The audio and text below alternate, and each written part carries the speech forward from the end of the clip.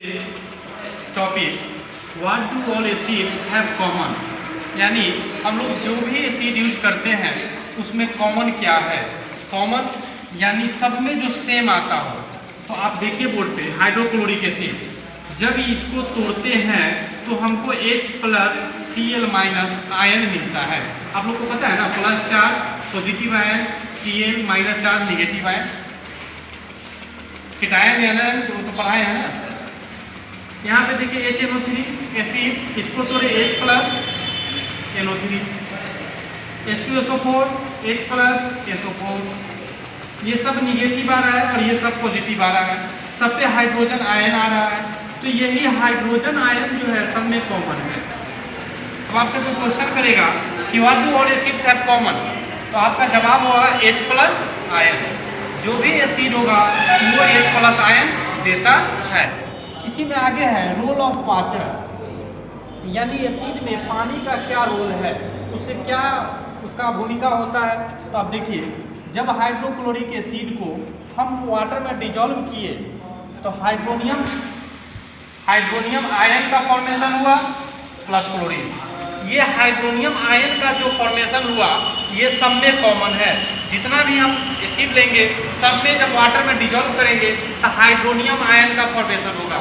और एक बात याद रखना है कि एसिड हो या बेस हो, कोई अपना प्रॉपर्टी तभी दिखाएगा जब वो सॉल्यूशन के रूप में हो।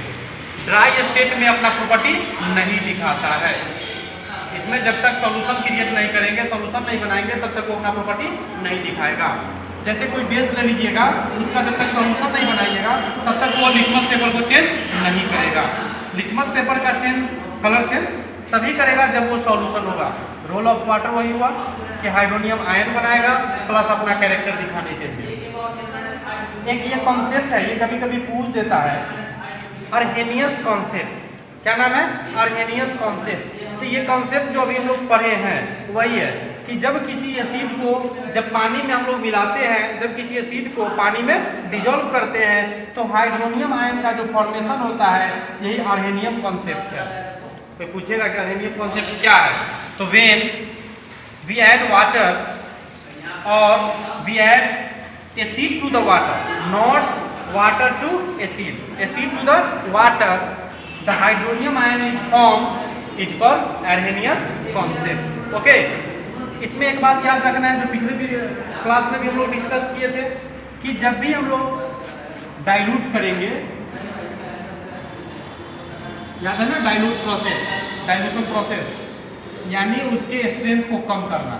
किसी भी चीज़ के स्ट्रेंथ को कम करना ही क्या कहलाता है? डाइल्यूशन। तो इस डाइल्यूशन प्रोसेस में जब हम पानी मिलाएंगे तो याद रखना था, हम लोग पानी में एसिड मिलाएंगे, वाटर इसमें एसिड डालेंगे, न कि एसिड में वाटर। जो बताए थे कि वो हीट इवॉल्व होगा जिससे हम लोग का मुंह कान नाक जलने का डर रहेगा इसे, और ये अगर वाटर में डालेंगे तो वाटर उसके हीट को एब्जॉर्ब कर लेगा। Okay, two groups, strong acid, weak acid. अब देखिए, स्ट्रॉन्ग एसिड, सिंपल बात है कि स्ट्रॉन्ग एसिड वो होगा जिसका स्ट्रेंथ ज़्यादा होगा, वीक एसिड वो होगा जिसका स्ट्रेंथ कम होगा।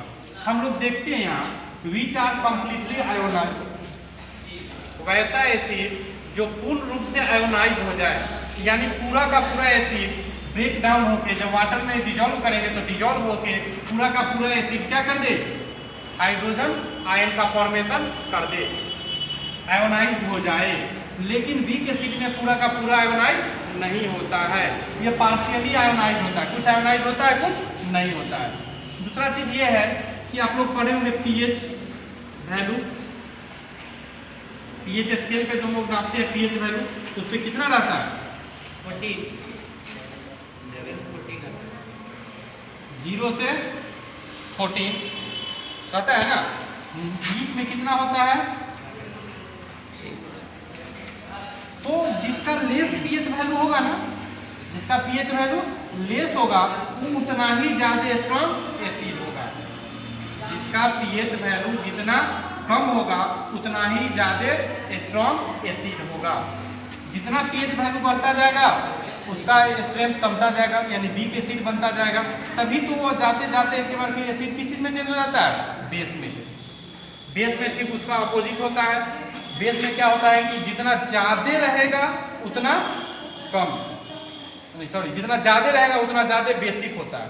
लेकिन एसिड में उल्टा होता है, जितना कम रहता है उतना ज़्यादा एसिडिक होता है। ओके, इलेक्ट्रोलाइसिस 7 होता है ना। हाँ।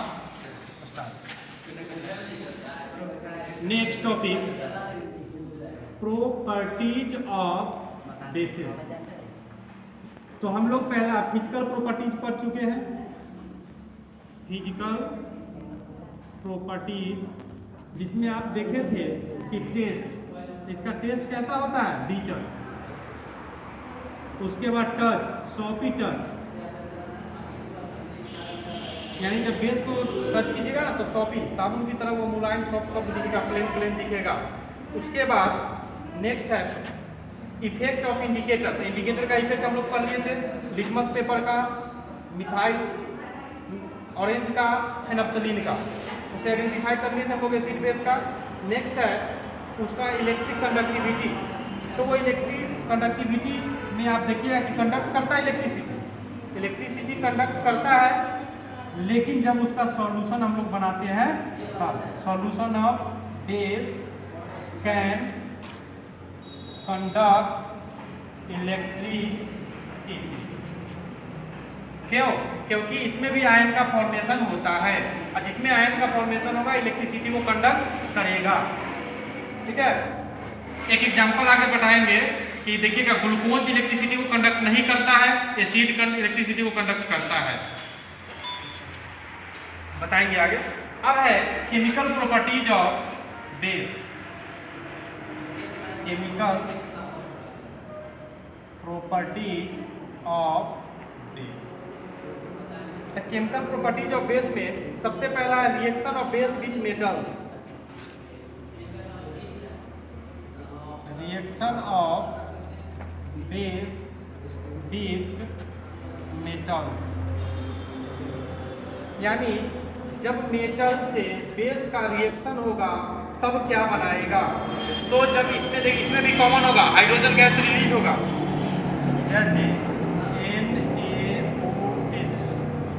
NaOH प्लस ZN, तब ये बनाएगा ZN Na2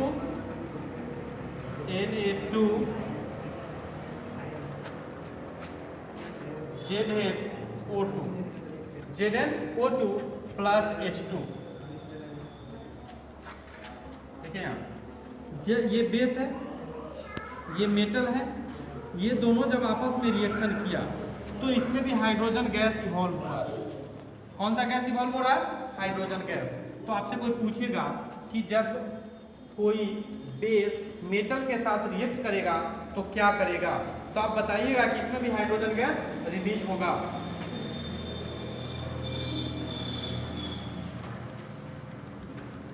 reaction with acid. Next, reaction of base with acid. ये सेम है, ये सेम टॉपिक है जो आप लोग एसिड में पढ़े थे। एसिड का बेस के रिएक्शन साथ या बेस का एसिड का न्यूट्रलाइजेशन रिएक्शन, इसमें साल्ट वाटर का फॉर्मेशन हो रहा था। सेम वही टॉपिक है। जैसे आप देख सकते हैं NaOH प्लस HCl, तो NaCl प्लस H2। जब कोई बेस एसिड से मिलता है तो साल्ट का फॉर्मेशन करता है प्लस वाटर का फॉर्मेशन करता है। बताइए समझ में, तो इसको बोलते हैं न्यूट्रलाइजेशन रिएक्शन। नेक्स्ट प्रॉपर्टी,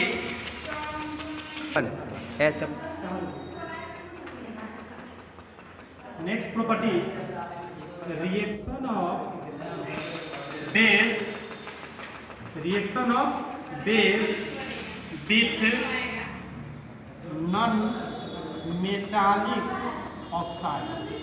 यानी जब बेस का रिएक्शन हम लोग नॉन मेटल के ऑक्साइड के साथ कराएंगे, तो कार्बन नॉन मेटल होता है, उसका ऑक्साइड है कार्बन डाइऑक्साइड।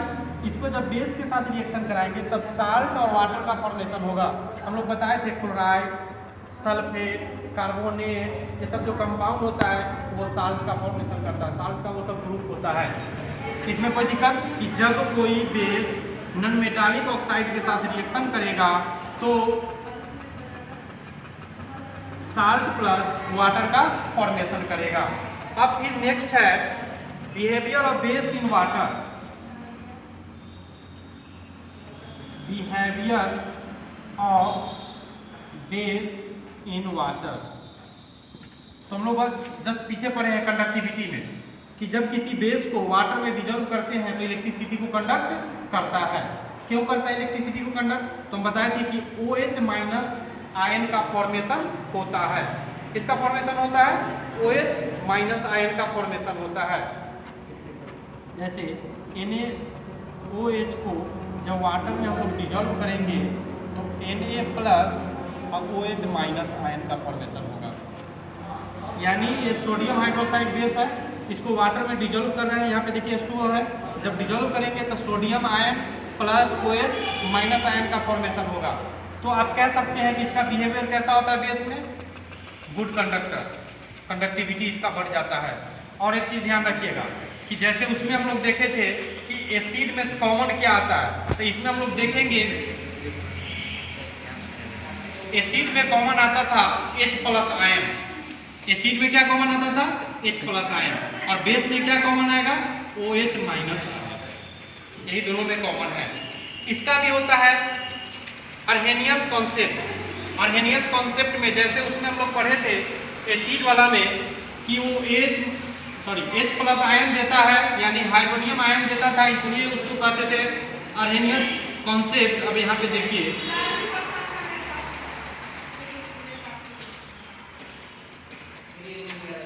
KOH, इसको डिजोल्व किए H2O में तो K plus OH minus ion, तो ये OH माइनस आयन तो देता है ना, यही तो कॉन्सेप्ट है अर्हेनियस concept, अर्हेनियस concept.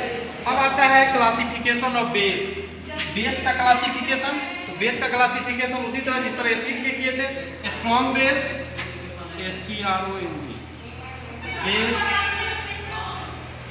Next weak base, strong base है। इसमें भी वही है, कंप्लीटली आयोडाइज्ड, ये होगा पार्शियली